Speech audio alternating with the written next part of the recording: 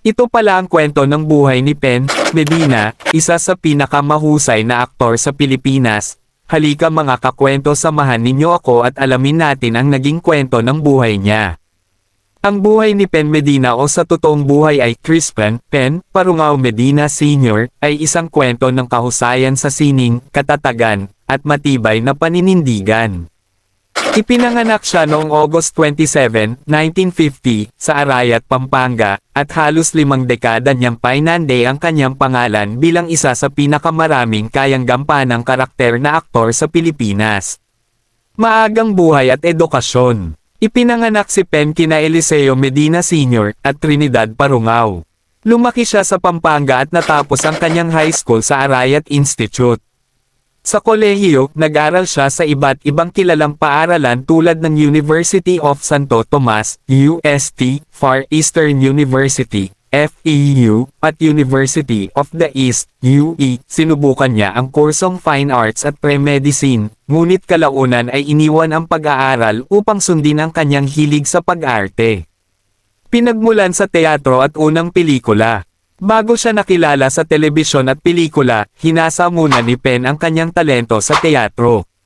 Gumanap siya bilang mga makasaysayang tauhan tulad ni Emilio Jacinto, Kapitan Tiago, at Simon sa mga pagtatanghal ng mga grupong pangteatro tulad ng Tanghalang Pilipino at Bulwagang Gantimpala.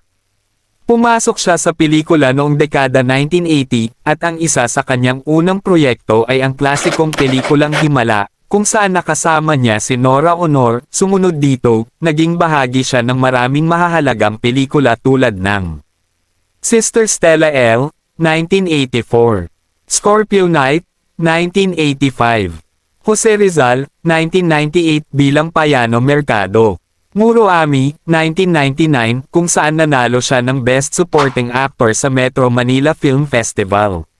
Tagumpay sa telebisyon at ang Hagorn.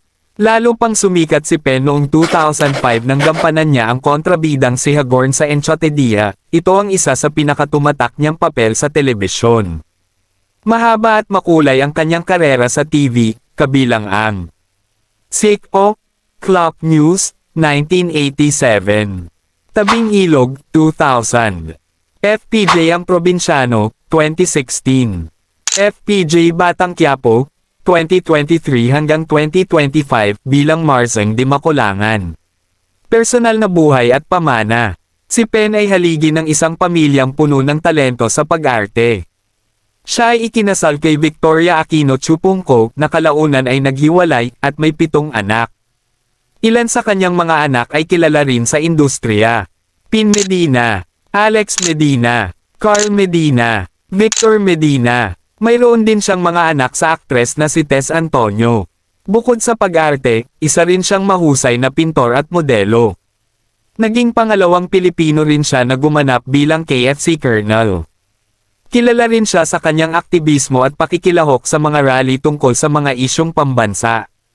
Mga huling taon. Noong 2022, hinarap ni Pen ang isang malubhang problema sa kanyang gulugad na nagdulot ng paghingi ng tulong ng kanyang pamilya sa publiko. Ngunit sa kabila nito, ipinakita niya ang kanyang tibay at muling nagbalik sa pag-arte, lalo na sa seryeng FPJ Batang Quiapo. Hanggang ngayon, kinikilala siya bilang isang survivor at believer, at patuloy na nagbibigay inspirasyon sa pamamagitan ng kanyang buhay at sining.